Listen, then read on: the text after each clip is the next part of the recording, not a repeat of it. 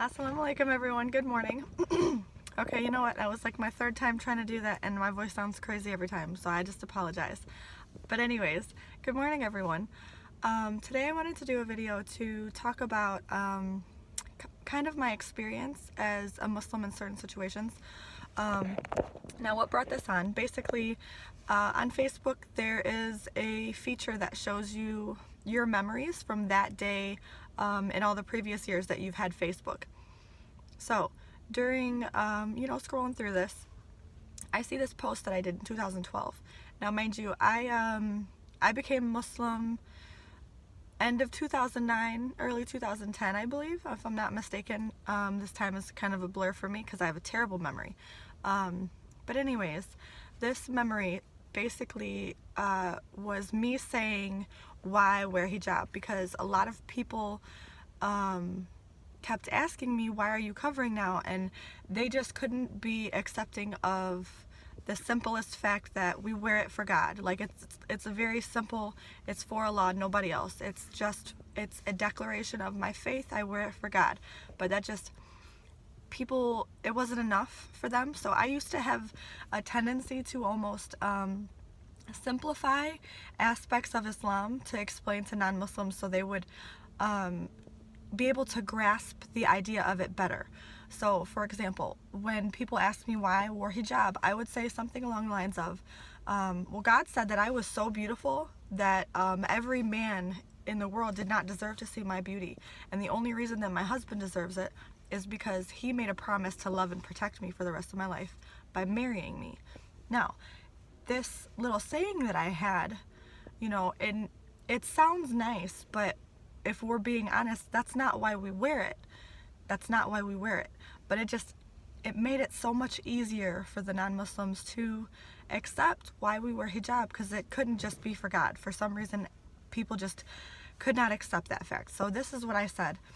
And this isn't the only situation that I almost had to make up a reason that made more sense to people for things in Islam. Like a lot of people, when they ask, because the assumption that women are oppressed in Islam is, worldwide. Everybody, not everybody, but a lot of people think that we're oppressed for some reason. And one question that I would get a lot is, well, why do women have to sit behind men during prayer? Why do they pray behind them?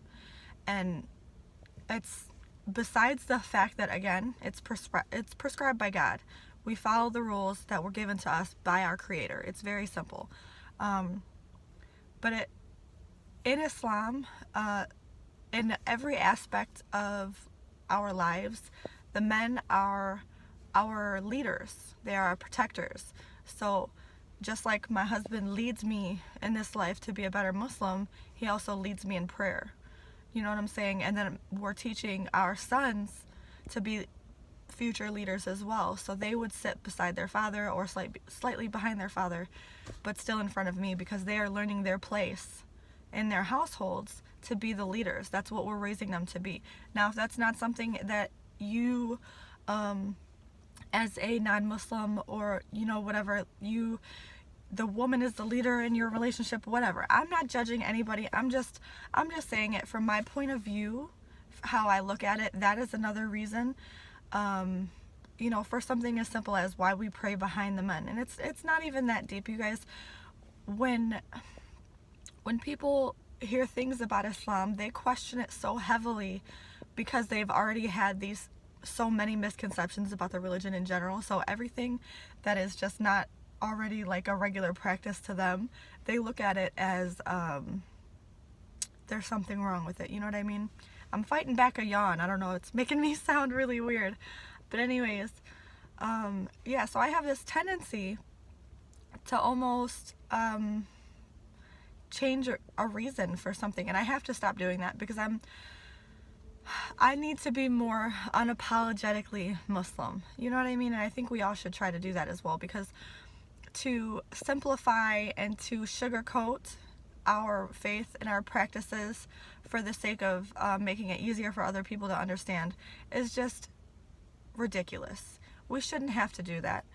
We're not asking people to accept something crazy and super outlandish. Like, we're doing simple things. We're wearing more clothes. We are praying behind our husbands. Like, it's not, don't overthink it. Don't overthink it. If Islam was oppressing of women, anybody that knows me personally knows that you can't oppress me, because my personality and my opinions and who I am just cannot be oppressed. It just can't. I'm too loud. I'm too wild. I'm too opinionated. I'm gonna do what I want to do. And that's why people that truly know me knew that when I became Muslim, that I was in fact Muslim, because they know this about me. You cannot persuade my opinion. You cannot persuade how I feel about someone or something, whatever the case. I'm one of those people. I am who I am. And you can't, I might try to make it more easier for, another person to understand. But who I am, I'm chilling. It's fine. And I know that when I first, took my Shahada and I became Muslim, I knew how much people misunderstood Islam, because I literally thought, before meeting Muslims, before knowing any Muslim person personally, physically in front of me, speaking to them, I had the craziest misconceptions. Like, one being, there are actually people in the world that thinks the word jihad means death to America. That's a real thing. Obviously, it doesn't mean that. It means a struggle, a spiritual struggle, a personal struggle that you have with your faith or yourself. So it can be trying to pray more, trying to be more consistent with your fasting or your prayers, trying to quit smoking cigarettes. It's a struggle, and it can be a lot of different things. So I'll leave it there. But long story short, nowhere in the word jihad does it say America at all, let alone death to America. So clearly, the misconceptions of Islam are severe. So knowing all of the, like, especially when I first became Muslim, knowing all these things, and then after, like, freshly learning the truth about Islam, I tried so hard to make it easy for the people around me that were not Muslim to understand why I chose my religion, and why, our truths are so much more beautiful than the severity of the lies that were created about us, basically. So those first couple years were very hard for me, and don't get me wrong, I still struggle with it. I have a tendency to, like I said, sugarcoat or simplify an explanation when people ask me about things. So going forward, inshallah, I'm gonna, especially during Ramadan, I'm gonna make it a point to be more unapologetically Muslim, and I'm gonna tell you what I tell you, and that's, the truth, the facts that I can give you, that's what I'll give you. If I don't know for sure, I won't, because I don't want to give people wrong information. And another example is polygamy in Islam. Now, most people know that men can have more than one wife, but most people that are not Muslim do not know that there are severe, and it's very specific, I don't want to say rules, but basically rules that have to be followed in situations like when a man has more than one wife. The fairness, the treatment of each wife, they all have to be allotted the exact amount of things, like one gets a new house, the other one gets a new house, of equal value. It's very hard to be so equally fair to more than one life partner. So it's unrealistic for a lot of Muslim men to have multiple wives in today's society, but it is permissible if they do it properly. And keep in mind that they can acquire heavily a large amount of sin if they are not fair in their treatment of their wives. That's why it's not frowned upon, but it is scrutinized. You need to be careful when you are taking more than one wife. And this is my purpose of bringing this up, actually. A lot of people think that we're oppressed as women in Islam, and it's part of it is because the men can just have more than one woman and we're just nothing, and that's not at all what it's about. Do you know how many Muslim women I know that are currently seeking a co-wife because they want that companionship, because they want that closeness, they want the Prophet, how he lived his life, they want to live their life as close to that as possible, because that's what we strive to do. We strive to follow in the footsteps of our beloved Prophet. And now don't get me wrong, I personally don't see myself ever being comfortable in that type of lifestyle, but that does not make me any less Muslim. I support polygamy for those that it is good for those that it works for.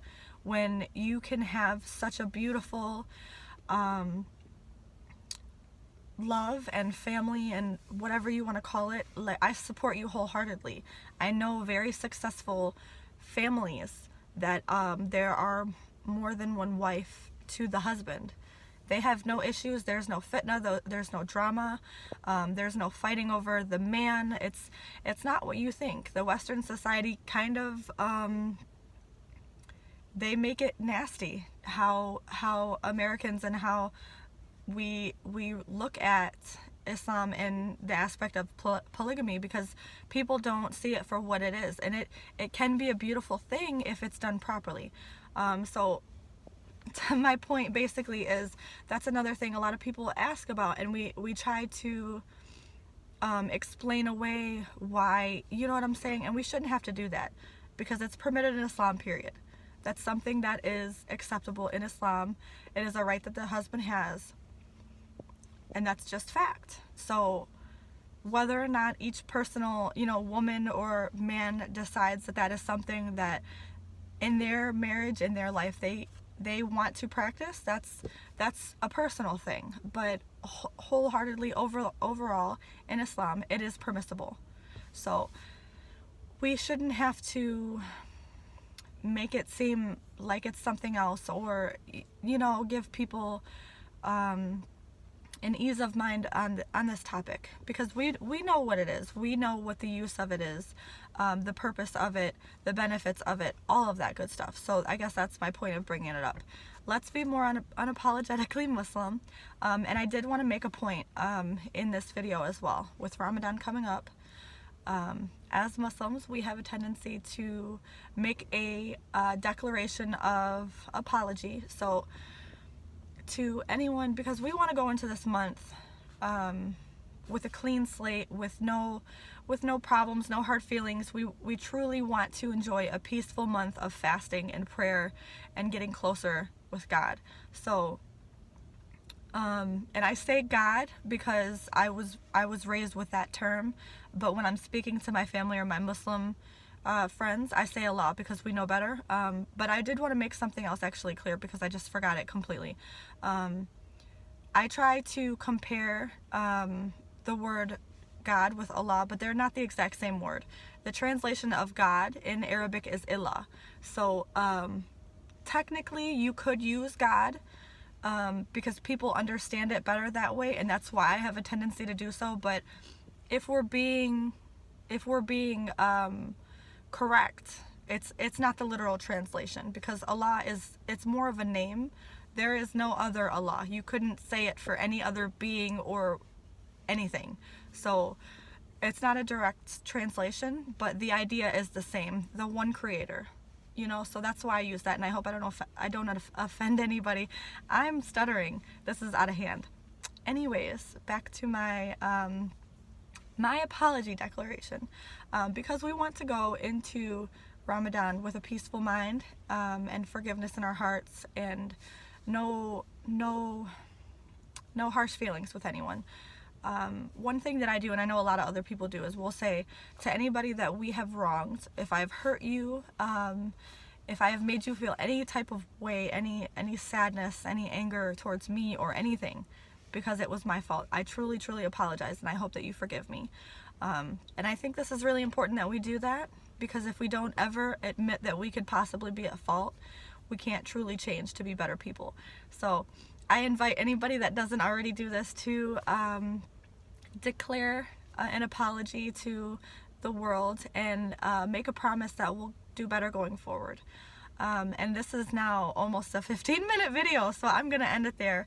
But as always, you guys, I love you so much, and I appreciate you so much for watching, and all of your comments and advice and love and prayers that I get in the comments, everything. I truly value you guys, and I appreciate you, and I love you so much. And of course, if you haven't subscribed yet, please do so. So I guess that's it for now, guys, and we'll talk soon. Bye.